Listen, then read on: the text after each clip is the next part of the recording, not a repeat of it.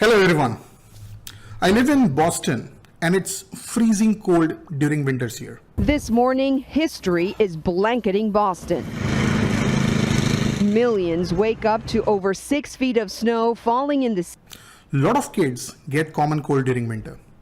They get sick again and again. We adults too suffer from common cold. With the 2021 disaster of COVID-19, everyone gets afraid the moment we get sick with common cold. Getting doctor's appointments is very difficult in a country like US, and visiting emergency room might not be a pleasant experience for everyone. Sir?